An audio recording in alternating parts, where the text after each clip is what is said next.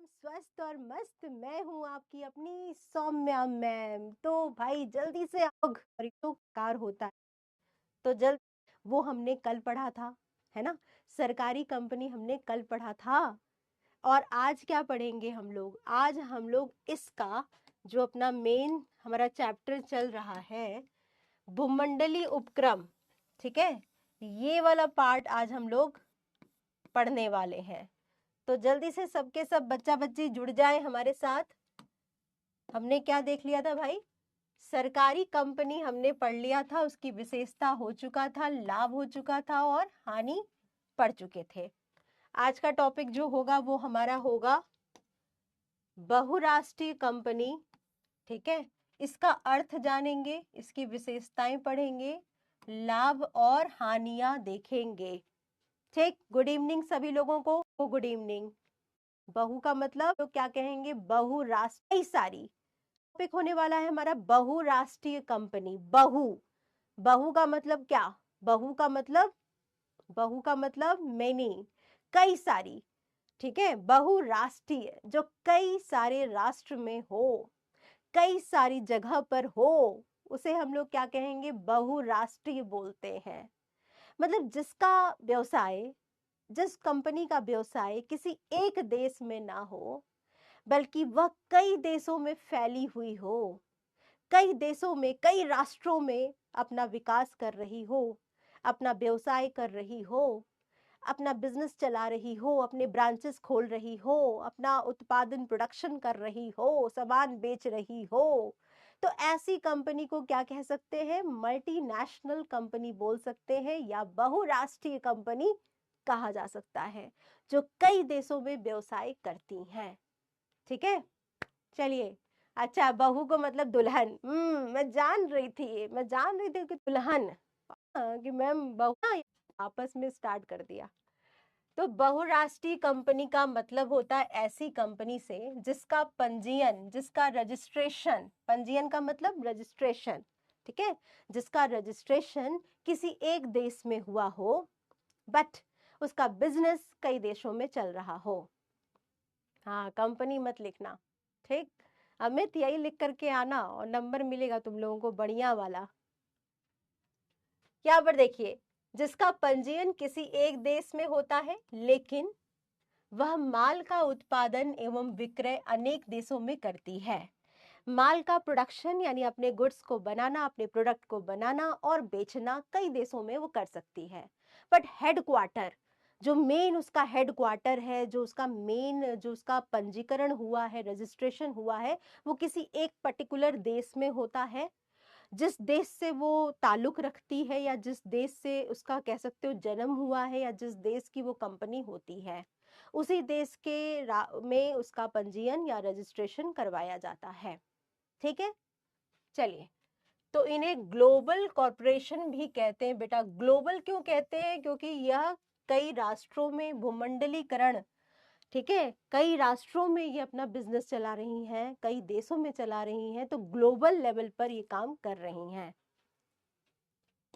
इसके बाद देखो, अगर मैं इंडियन एमएनसीज की बात करूं तो विप्रो हो गया, ठीक है, विप्रो हो गया, इन्फोसिस हो गया, आपका रिलायंस हो गया, टाटा हो गया, बिरला हो गया, ये सब क्या है? ये सब इंडियन एमएनसीज हैं। इनके देश का जो अपने ये जो प्रोडक्ट है, ये कई देशों में बेचती हैं, कई देशों में इनका बिजनेस चल रहा है, कई देशों में इनके ब्रांचेस भी हैं। तो इस तरह से ये इंडियन एमएनसीज हैं। एप्पल हो गया, सैमसंग हो गया, ठीक है, ये सब बड़ी बड़ी कंपनी जो हैं, ये भी मल्टीनेशनल कॉर्पोरेशंस हैं। इसकी विशेषताएं क्या होती हैं? सबसे पहली विशेषता होती है केंद्रीय प्रबंध, सेंट्रलाइज्ड मैनेजमेंट।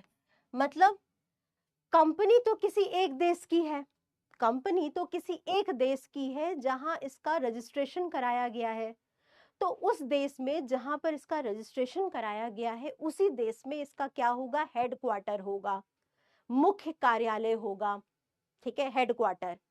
और जो हेडक्वार्टर है वो सभी ब्रांचेस पर क्या करेगा? कंट्रोल करेगा।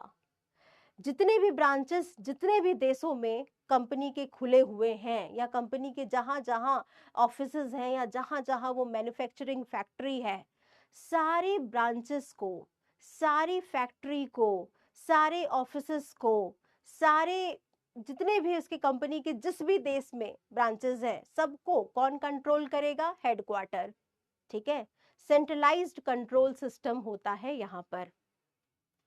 एक बहुराष्ट्रीय कंपनी का मुख्य कार्यालय यानी हेडक्वार्टर अपने गृह देश में होता है, जिस देश से ये उत्पन्न हुई है वहां होता है, और ये कंपनी अपने व्यवसाय का फैलाव अन्य देशों में शाखाएं खोल करके यानी ब्रांचेस खोल करके या अपनी सहायक कंपनियां खोल करके कर सकती है।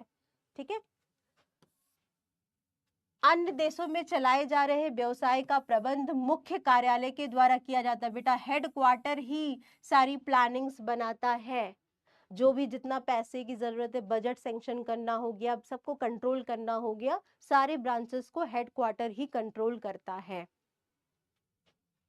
तो सभी शाखाओं एवं सहायक कंपनियों को मुख्य कार्यालय के द्वारा निर्धारित की गई नीतियों का पालन करना होता है, पॉलिसीज बनाता है और पॉलिसीज को फॉलो करना पड़ता है अदर ब्रांचेस को। ठीक है, तो सेंट्रलाइज्ड कंट्रोल सिस्टम होता है। हाँ आर्यन, पोल होगा बच्चा। ठीक है, पोल होगा।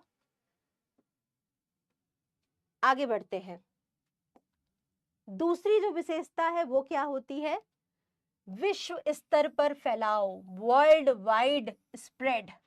मतलब ये एक देश में नहीं है, ये कई देशों में है। ये एक देश में सामान नहीं बेच रही हैं, कई देशों में बेच रही हैं। इनके ऑफिसेस कई देशों में हैं, इनके बिजनेसेस कई देशों में हैं। इस वजह से विश्व स्तर पर, ग्लोबल लेवल पर ये व्यापार और व्यवसाय करती हैं। और अगर मान लो एमएनसीज ना होती तो इंडिया में क्या होता? इंडिया में बहुत सारी टेक्निक्स नहीं आ पाती। हम जैसे कंज्यूमर जो है वो बहुत सारे जो मोबाइल यूज करते हैं वो नहीं यूज कर पाते, क्योंकि हमारे देशों में एमएनसीज नहीं आती, बिजनेस नहीं कर रही होती, सामान नहीं बना रही होती, सामान नहीं बेच रही होती।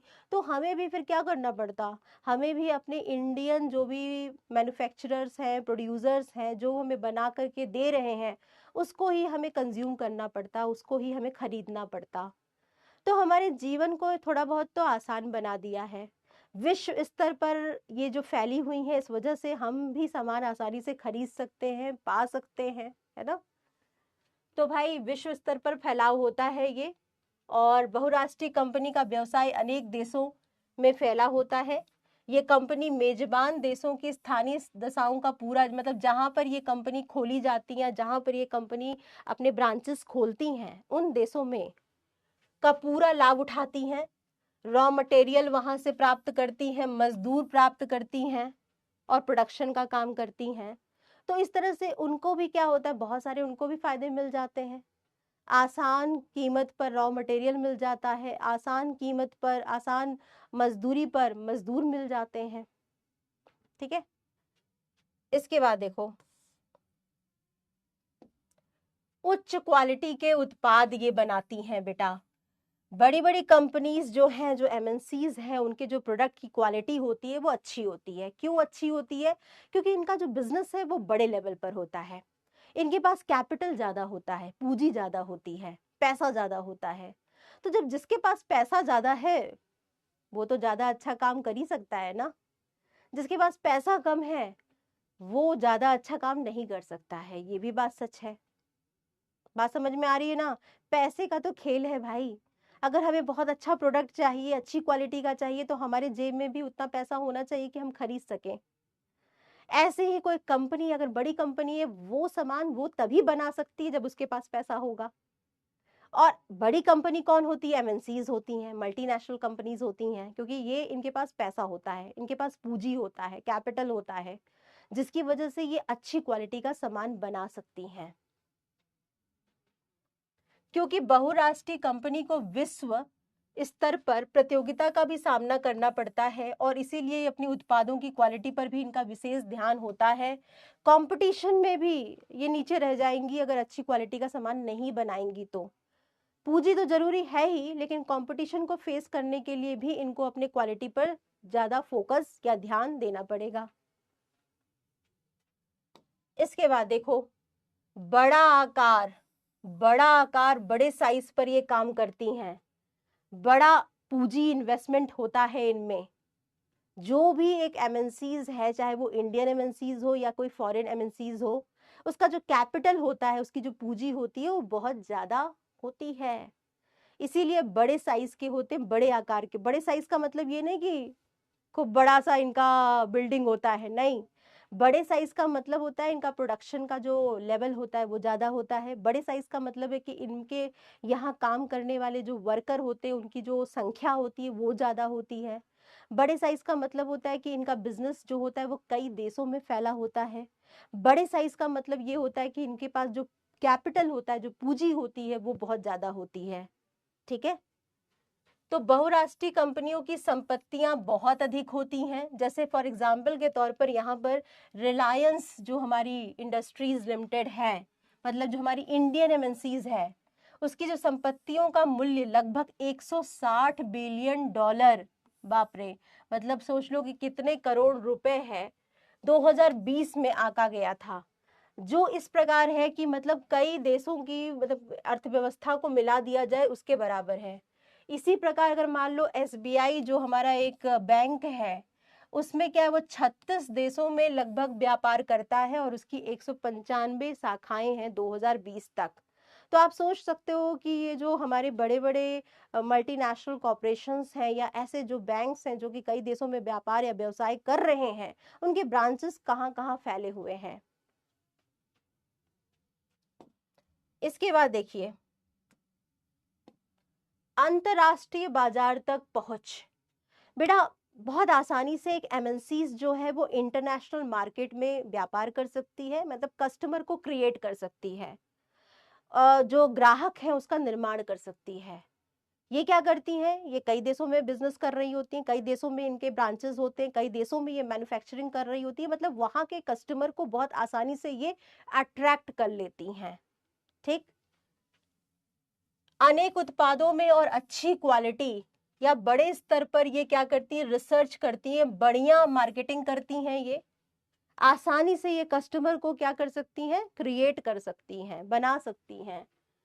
सुविधाओं आदि के कारण ये कंपनी अंतर्राष्ट्रीय बाजार में जल्दी ही अपनी पहचान बना लेती है। अंतर्राष्ट्रीय बाजार में कौन कंपनी पहचान बनाएगी, जिसके ज्यादा कस्टमर होंगे। कस्टमर कैसे ज्यादा क्रिएट होंगे, जब ज्यादा से ज्यादा ये मार्केटिंग करें, विज्ञापन करें। मार्केटिंग का मतलब समझते हो, विज्ञापन करना, सामान को इस तरह से तैयार करके इस तरह से बेचना कि लोग खरीदने के लिए तैयार हो जाएं। आपने देखा होगा कि एमएनसीज प्रोडक्ट के, जैसे आपने देखा होगा कि एचयूएल जो है उसके जो प्रोडक्ट होते हैं, उसकी जो रैपर होते हैं बड़े लुभावने होते हैं। रैपर यानी पैकेट जो होते हैं प्रोडक्ट के, वो बहुत ही अट्रैक्टिव होते हैं देखने में, है ना। उसमें बहुत सारी चीजें कलरफुल होते हैं, डिजाइनिंग बहुत अच्छी होती है उसकी। अब ऐसे प्रोडक्ट को देख करके आप क्या होते हैं, अट्रैक्ट होने लगते हैं। आपको प्रोडक्ट का जो पैकेट है वही बहुत ज्यादा अट्रैक्टिव लगने लगता है, और आप उसे परचेज करने के बारे में एक बार तो जरूर सोचोगे। तो ये अपने विज्ञापन पर, अपने मार्केटिंग पर, प्रमोशन पर पैसा खर्चा करती हैं, जिस वजह से ये ज्यादा से ज्यादा कस्टमर को क्रिएट कर लेती हैं। ठीक है। हाँ, अच्छी क्वालिटी का भी होता है बेटा, क्योंकि पैसा लगा करके बनाती हैं, कंपटीशन इनको फेस करना पड़ता है, क्वालिटी ज़्यादा अच्छा लगाती हैं, बनाती हैं। इस वजह से भी ये कस्टमर को क्रिएट कर लेती हैं और विभिन्न देशों में आसानी से वो अंतर्राष्ट्रीय मार्केट में घुस पाती हैं। ठीक है। तो बेटा मार्केटिंग स्किल्स इनकी अच्छी होती है, विज्ञापन पर पैसा खर्च करती हैं, और इनके ज़्यादा कैपिटल पूंजी होने की वजह से ये सब ये कर पाती हैं। इसके बाद देखो बेटा, जितने भी एमएनसीज हैं, अगर क्योंकि वो बाहरी देशों से आई हैं, आपने देखा होगा कि जो कोका कोला कंपनी है वो कई देशों में अपना बिजनेस करती है ना। अब ये जो कोका कोला कंपनी है, अगर वो मार्केटिंग कराएगी इंडिया में, इंडियन कस्टमर को क्रिएट करना है उसको, तो कैसे कराएगी। क्या कोका कोला कंपनी जो है वो किसी फॉरेनर सेलिब्रिटी से मार्केटिंग कराएगी, नहीं। वो किससे कराएगी, वो मार्केटिंग का काम अगर अपने मान लो कि उसे अपने प्रोडक्ट को बेचना है, कोका कोला का एड निकालना है, तो किससे कराएगी। हमारे इंडियन क्रिकेटर कोई कम है क्या। इंडियन क्रिकेटर में से विराट कोहली उठा लिया मान लो, उससे मार्केटिंग कराएगी, क्योंकि उसको पता है कि इंडियन मार्केट में अगर चलना है तो इंडियन जो मानसिकता है उसके अनुसार ही हमें विज्ञापन बनाना पड़ेगा, है ना। यस, वो कराएगी शाहरुख खान से, है ना। तो इस तरह से वो ऐसे ऐसे सेलिब्रिटीज को मतलब सेलेक्ट करेगी जो कि इंडियन मार्केट में जिनका कुछ ना कुछ डोमिनेंस यानी प्रभुत्व है, जिन्हें लोग पसंद करते हैं। तो ये विज्ञापन स्ट्रेटजी बहुत ज़्यादा फॉलो करती हैं, बहुत ज़्यादा पैसा खर्चा करती है विज्ञापन पर, पब्लिसिटी पर, प्रमोशन पर। और इनका मेन सफल होने का ये पीछे का रीज़न भी होता है कि ये मार्केटिंग पर बहुत ज़्यादा खर्चा करती हैं, क्योंकि इन्हें दूसरे देशों में बिजनेस करना है और दूसरे देशों में जा कर के वहाँ के कस्टमर को क्रिएट करना थोड़ा मुश्किल होता है। इसीलिए अगर कोई मान लो फॉरेन एमएनसीज है, कोई यूएस से बेस्ड कंपनी है, वो इंडियन मार्केट में आ रही है, इंडियन मार्केट को उसको कैप्चर करना है, तो इंडियन जितने भी सेलिब्रिटीज हैं उनसे वो मार्केटिंग कराएगी, उनसे उनका प्रमोशन करवाएगी अपने प्रोडक्ट का। ठीक है। हाँ हाँ, बहुत ज़्यादा तकनीक का यूज़ करते हैं बच्चा, ये बहुत ज़्यादा टेक्निक्स का, बहुत ज़्यादा प्रमोशन का, एडवर्टाइजमेंट का ये फोकस्ड होते हैं। ये बेचने पे फोकस्ड होते हैं, ये सेलिंग पर, मार्केटिंग पर ज़्यादा फोकस्ड होते हैं। इनके प्रोडक्ट भी अच्छे होते हैं बट महंगे होते हैं, सस्ते नहीं होते हैं। इनके प्रोडक्ट ऐसे नहीं है कि बहुत सस्ते मिल जाएंगे। अगर आप विदेशों से आ रहे हैं और भले ही अपने देश में ही इनको बनाया जा रहा है लेकिन है तो विदेशी कंपनी ना, तो इनके प्रोडक्ट उतने भी सस्ते नहीं होते हैं। ठीक। हम्म। तो बेटा यहाँ पर ये कंपनी क्या करती है, विज्ञापन पर विशेष ध्यान देती हैं और यही इसकी सफलता का राज भी है।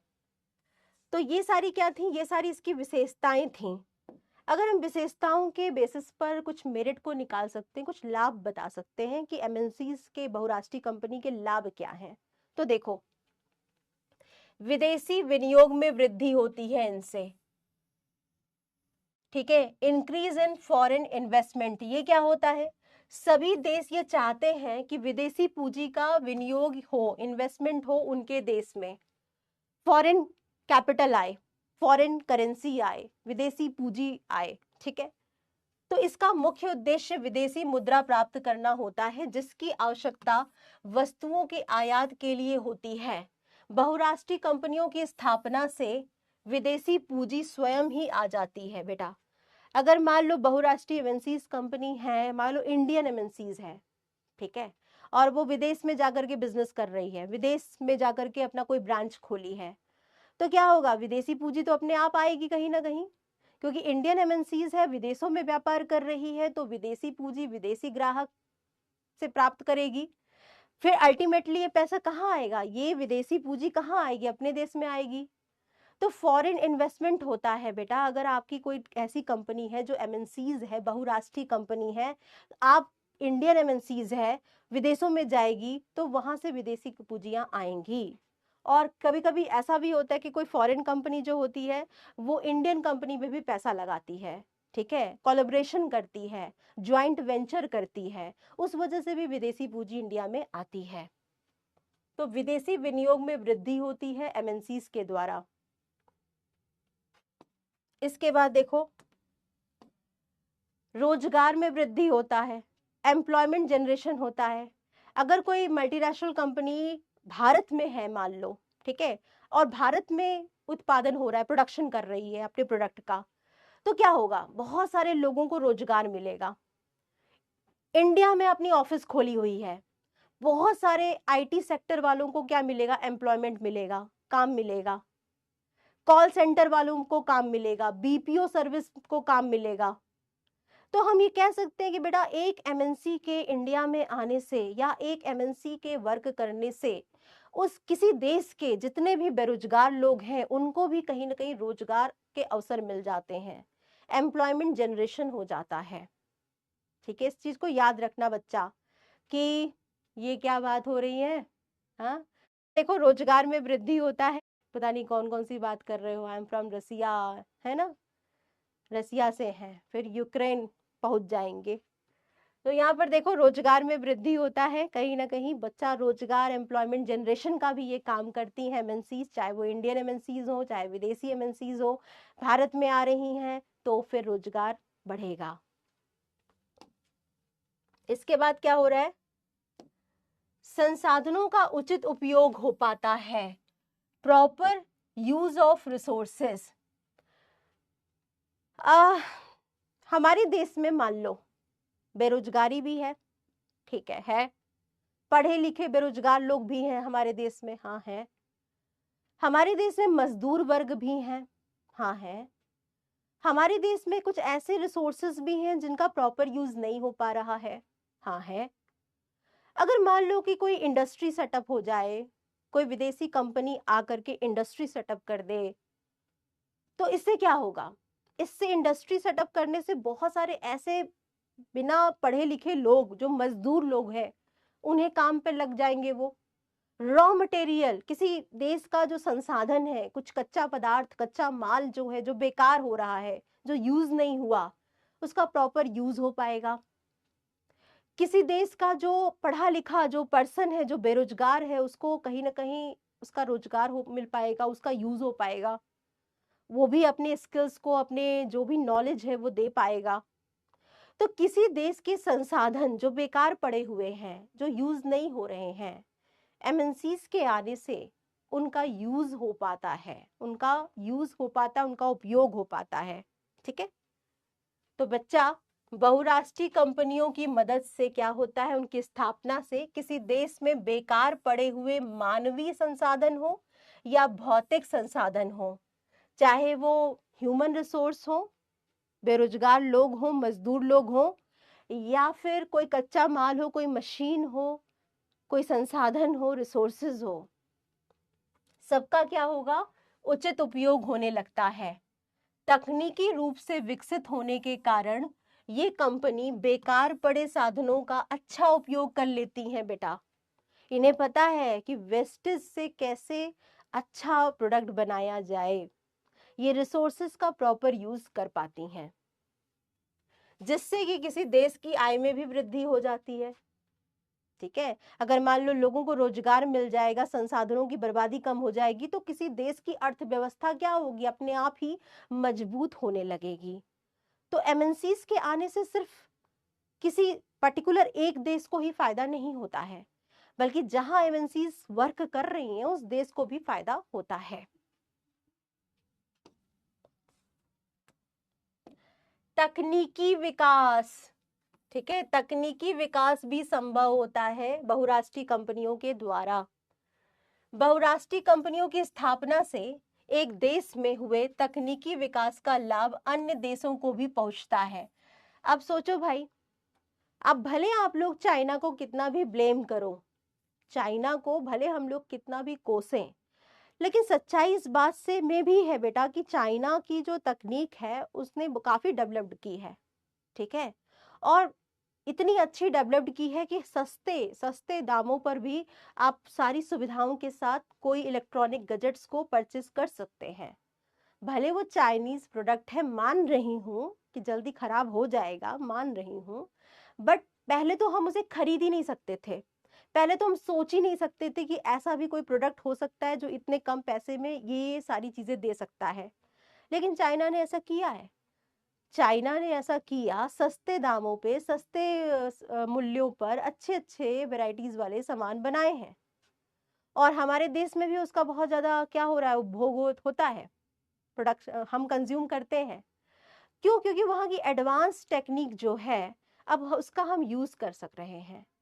जापान हो गया, जर्मनी हो गया, ये सब क्या है? विकसित देश हैं, डेवलप्ड कंट्रीज हैं। इनकी जो टेक्निक्स है वो बहुत अच्छी हैं, इनके जो प्रोडक्ट्स होते हैं, इलेक्ट्रॉनिक आइटम्स होते हैं, वो बहुत अच्छे होते हैं, बहुत ड्यूरेबल होते हैं, बहुत लंबे समय तक चलते हैं। इनकी तकनीकी जो इनकी कह सकते हो विकास जो है वो बहुत अच्छा है।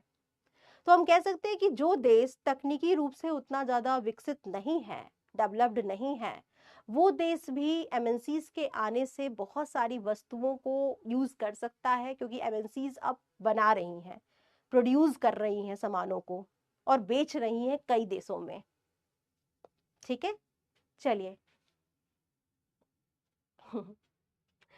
इसके बाद देखो, इसके बाद क्या है? स्थानीय एकाधिकार की समाप्ति हो जाती है बेटा बहुराष्ट्रीय कंपनियों के आने से या बहुराष्ट्रीय कंपनियों के कारण। मान लो कि कुछ ऐसे सामान होते जो किसी देश में एक या दो कंपनी ही बना रही हैं, ठीक है, कुछ ऐसे सामान है, मान लो केवल एक या दो कंपनी ही उसको बना रही किसी देश की। अब बहुराष्ट्रीय कंपनी अगर आ गई या बहुराष्ट्रीय कंपनी ने वहां पर अपना काम करना स्टार्ट कर दिया तो क्या होगा? कंपटीशन बढ़ जाएगा, कई सारे अब प्रोडक्ट मिलने लगेंगे लोगों को। तो स्थानीय जो लोग हैं, स्थानीय जो दुकानदार हैं, स्थानीय जो मैन्युफैक्चरर हैं, उनका जो प्रभुत्व था, डोमिनेंस था, वो कम हो जाएगा, है ना। कुछ उत्पाद ऐसे हो सकते हैं जो कुछ ही गिनी चुनी कंपनियों के द्वारा निर्मित किए जाते हैं, बनाए जाते हैं। ऐसी स्थिति में उन कंपनियों का क्या होता है, उन विशेष उत्पादों के बाजार पर एकाधिकार, मोनोपोली हो जाता है। मनचाही कीमत वसूलते हैं वो ये सोचते हैं, अरे यार हम ही तो ये प्रोडक्ट बनाते हैं, हमारे अलावा तो कोई और बनाता ही नहीं है, हम जो चाहेंगे वो बेचेंगे, हम जो पैसा चाहेंगे वो हमें मांगेंगे और ग्राहक को देना पड़ेगा, क्योंकि उसके पास तो कोई ऑप्शन ही नहीं है, ठीक है। तो क्या होता है बेटा, एकाधिकार का लाभ उठाते हुए वे उपभोक्ताओं को ऊंची दर पर माल बेचती हैं और उनका शोषण करने लगती हैं। बट बहुराष्ट्रीय कंपनियों के आगमन से, आने से प्रतियोगिता में वृद्धि हो जाती है, कंपटीशन बढ़ जाता है और इससे स्थानीय कंपनियों को या तो उत्पाद के मूल्य में कमी करनी पड़ती है तथा क्वालिटी में सुधार करना पड़ता है। मतलब अब आराम तलबी का जमाना गया। अब ये नहीं है कि आप एक ही आदमी हो, एक ही मैन्युफैक्चरर हो, आपका ही प्रोडक्ट बिकेगा क्योंकि आप ही बना रहे हो, नहीं। अब आपको भी कंपटीशन का सामना करना पड़ेगा। अब आपको भी अपनी क्वालिटी को अच्छा करना पड़ेगा, अपने मूल्यों को थोड़ा सा कम करना पड़ेगा, तब जाकर के आप मार्केट में सरवाइव करोगे, क्योंकि बहुत सारी बहुराष्ट्रीय कंपनियां अब आ चुकी हैं, कई देशों में अपना बिजनेस कर रही हैं, जिस वजह से स्थानीय जो मोनोपोली है, एकाधिकार है, उसकी समाप्ति हो गई है, वो खत्म हो गया है, ठीक है। चलो, इसके बाद देखो बच्चा, एक और मेरिट होता है, एक और लाभ है। वो लाभ क्या है? प्रबंधकीय विकास होता है बेटा, प्रबंधकीय विकास होता है। जैसे बहुराष्ट्रीय कंपनियां नवीनतम प्रबंधकीय पद्धतियों की जानकारी रखने वाले लोगों को ही प्रबंधक के रूप में नियुक्त करती हैं। मल्टीनेशनल कंपनी है, इनके पास पैसा है, ये क्या करती हैं, ये अपने यहाँ एक प्रोफेशनल्स मैनेजर्स को रखने की कैपेसिटी में होती हैं। मतलब इनका जो मैनेजमेंट होता है वो पढ़ा लिखा होता है, ट्रेंड होता है, जो डिसीजंस लेते हैं इनके यहाँ, ये अच्छे प्रोडक्शन मैनेजर, अच्छे हेड, अच्छे मार्केटिंग मैनेजर को अपॉइंट करती हैं, बदले में ये अच्छा खासा उन्हें पैसा देती हैं। मतलब कह सकते हो कि मैनेजमेंट जो एफिशिएंसी होती है इनके यहाँ पाई जाती है, बहुत अच्छा प्रबंध इनके यहाँ पाया जाता है, ठीक है। ये इसका एक मेरिट है।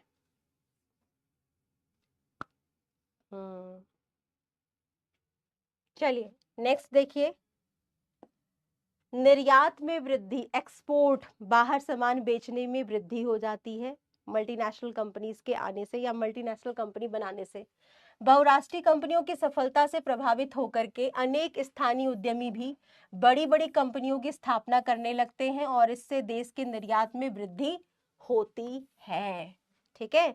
बहुराष्ट्रीय कंपनी आ गई, कंपटीशन ज्यादा हो गया, अब क्या किया जाए भैया?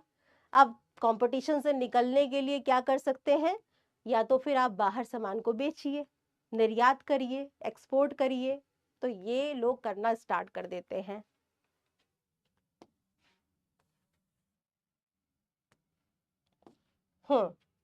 चलो अब थोड़ा सा तुम लोग मुझे थोड़ा सा बताओ, मैं तुम लोगों से पूछना चाहूंगी, मल्टीनेशनल कंपनी, इतने फायदे बताए मैंने तुम लोगों को, बहुत सारे फायदे बताए, है ना, कि अच्छी तकनीक मिल जाती है और कई देशों में व्यापार करती हैं, विदेशी पूंजी आ जाती है, और हमने बात की कि एकाधिकार समाप्त हो जाता है, क्वालिटी अच्छी होती है, मैनेजमेंट अच्छा होता है इनका, ये सारी बातें हम लोगों ने कर ली।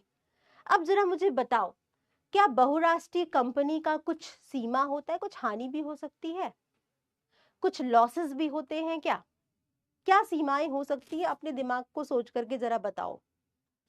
हाँ, डाउट चेक करूंगी मैं। पहले तुम लोग बेटा मुझे थोड़ा सा ये बताओ कि बहुराष्ट्रीय मेरिट्स एक मल्टीनेशनल कॉर्पोरेशंस के हो सकते हैं। यस मैम सब बोल रहे हैं। आर्यन, इनके पास तो खर्चा तो कर ही सकते हैं ना विशाल, पैसा ज्यादा जो हमारे प्रभुत्व, ठीक है, तो कि इनके आने से क्या पैदा हो जाता है, अगर कोई विदेशी हो सकती है। हाँ, आप सबका कहने का मतलब यही था कि छोटे छोटे जितने भी इंडस्ट्रीज हैं उनको खतरा पैदा हो जाता है अगर कोई विदेशी बहुराष्ट्रीय कंपनी इंडिया में आकर के या किसी दूसरे देश में आकर के बिजनेस करना स्टार्ट करती है तो। ठीक है, हाँ, चलो तो हम लोग यहाँ पे थोड़ा सा और देखते हैं। घरेलू उद्योगों को खतरा, बिल्कुल यही बात तो हम लोग कर ही रहे थे अभी जस्ट, आप लोगों ने ही बताया कि बहुराष्ट्रीय कंपनियों के आने से क्या होता है कि के पास विशाल काय वित्तीय साधन उपलब्ध होने के कारण ये घरेलू और छोटे जो उद्योग होते हैं प्रायः इनके सामने प्रतियोगिता में नहीं टिक पाते हैं और कुछ कमजोर कंपनी को तो अपना व्यवसाय ही बंद करना पड़ता है। यही बात तो यहाँ पर लिखी गई है ना, कि इनके आने से ये सारी प्रॉब्लम्स आ सकती है। इसके बाद क्या हो सकता है, इसके बाद देखो बेटा, है तो ये अगर मान लो विदेशी बहुराष्ट्रीय कंपनी है तो ये अपने बारे में सोचेंगी, अपने देश के बारे में सोचेंगी, अपने देश के लाभ को बढ़ाने के बारे में सोचेंगी। ये जितना भी कमाई करती हैं, जितना भी लाभ कमाएंगी वो कहाँ लेकर के जाएंगी, अपने देश में, अपने देश की अर्थव्यवस्था को मजबूत बनाएंगी, हमारे देश की नहीं। हमारे देश से तो ये ले रही कमाएंगी, वो कहाँ लेकर के जाएंगी, अपने देश में, अपने देश की अर्थव्यवस्था को मजबूत बनाएंगी, हमारे देश की नहीं।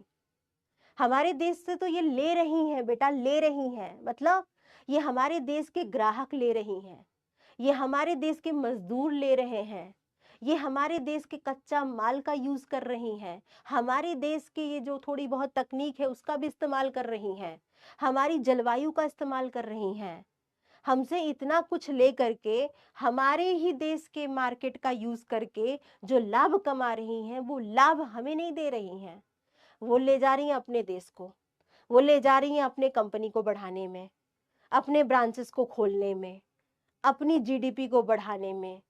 मतलब कुल मिलाकर के अगर देखा जाए तो एमएनसी सबसे ज्यादा फायदा कहाँ दे रही है, अपने देश को दे रही है, हमारे को नहीं देगी अगर वो विदेशी है तो। ठीक है, तो बच्चा इन कंपनियों को बहुत अधिक लाभ होते हैं और इन लाभों को ये अपने देश में ले जाती हैं।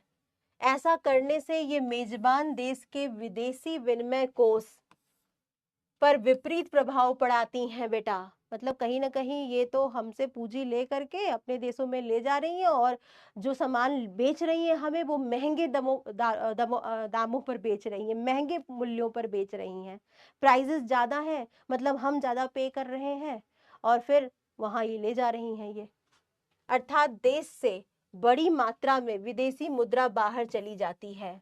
ठीक है, क्या डाउट आ रहा है भाई आप लोगों के हैं उनमें कि क्या कर रही है? बच्चे या मैं बहुत करने को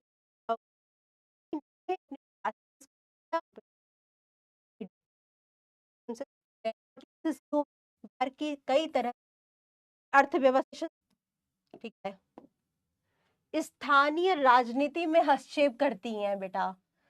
बड़ी कंपनी है और किसी देश की अर्थव्यवस्था में योगदान भी कर रही हैं, जीडीपी में भी थोड़ा बहुत कंट्रीब्यूट कर रही हैं, रोजगार में कंट्रीब्यूट कर रही हैं, संसाधनों का यूज कर रही हैं, रिसोर्सेज का यूज कर रही हैं।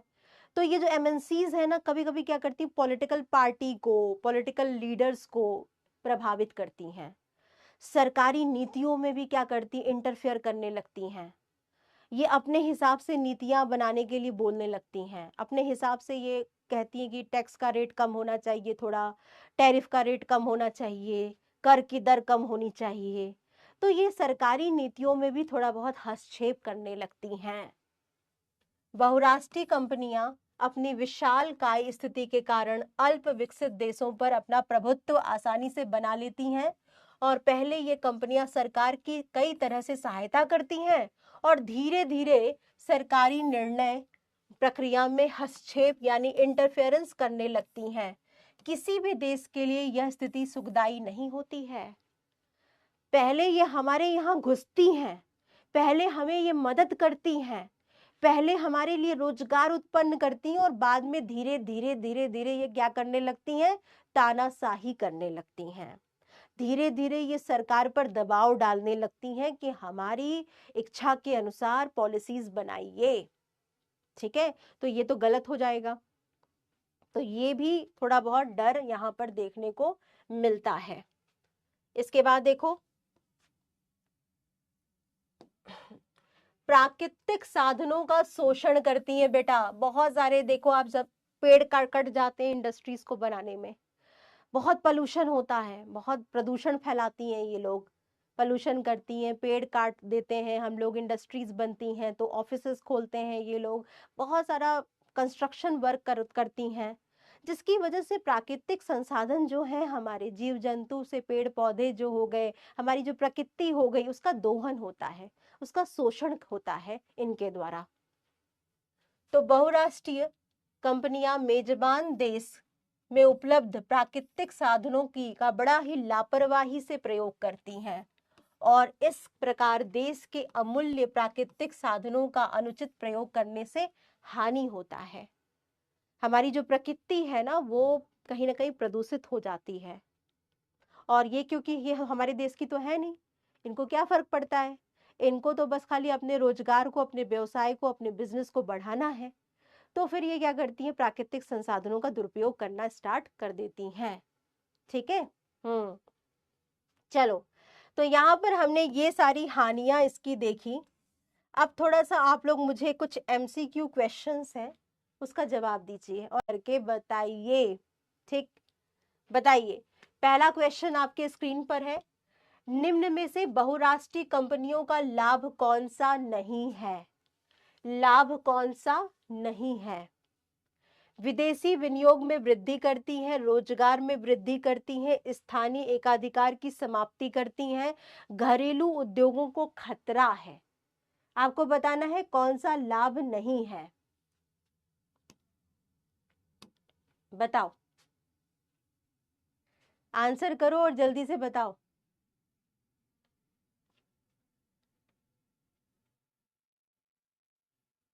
जल्दी से बताओ इसका राइट आंसर क्या है। इतने लोग सही, ये तो लाभ है, ये तो लाभ है, डी बोल दिया। ठीक है बेटा, विदेशी विनियोग में वृद्धि ये तो लाभ है, ये तो लाभ है। रोजगार में वृद्धि करती हैं, ये भी लाभ है। स्थानीय एकाधिकार की समाप्ति हो जाती है, ये भी लाभ है, ये भी लाभ है। मतलब घरेलू उद्योगों को खतरा, ये क्या है, ये हानि है। ये क्या है, ये हानि है। तो डी होगा इसका राइट आंसर। 79 राइट है। बताओ, देशों में हो। चलो नेक्स्ट क्वेश्चन पर आते हैं, क्वेश्चन का आंसर दो। किस कंपनी का परिचालन एक से अधिक देशों में होता है? ऐसी कौन सी कंपनी है जो एक से कई देशों में काम करती है? बताओ, इसका आंसर करो जल्दी से। वादर कंपनी नहीं, सार्वजनिक क्षेत्र का। ठीक, सबका नाम तो मुझे पता होना चाहिए। गौतम। तो बेटा ये देखो, निजी लिमिटेड कंपनी नहीं, सार्वजनिक क्षेत्र कंपनी नहीं, संयुक्त क्षेत्र कंपनी नहीं, बहुराष्ट्रीय। बहुराष्ट्रीय यानी बी होगा इसका राइट आंसर। और हमारे 96% बच्चे राइट। सेंट्रल, बहुत बढ़िया। कंट्रोल का मतलब का। अब चलिए नेक्स्ट क्वेश्चन पर आते हैं। बहुराष्ट्रीय कंपनी में केंद्रीय नियंत्रण, सेंट्रलाइज्ड कंट्रोल का मतलब का अभिप्राय डैश द्वारा नियंत्रण करने से है? बताइए। मतलब किसी मल्टीनेशनल कंपनी में, बहुराष्ट्रीय कंपनी में केंद्रीय नियंत्रण किसके द्वारा किया जाता है? बताओ।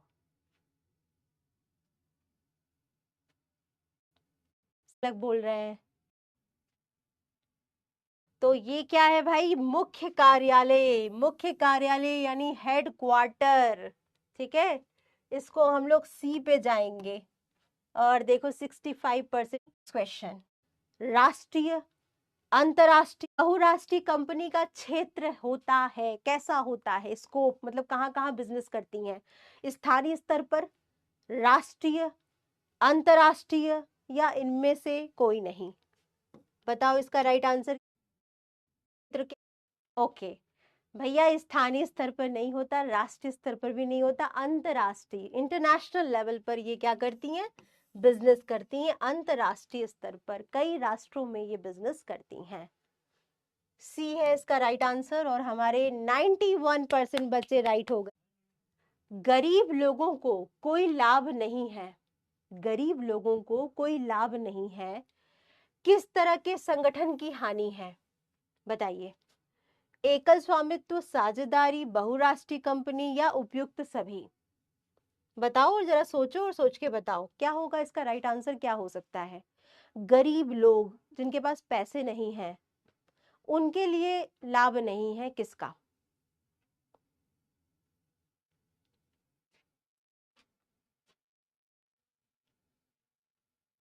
ठीक है, मैं ये बात, अच्छा ठीक है, प्रतिभा, हर्ष।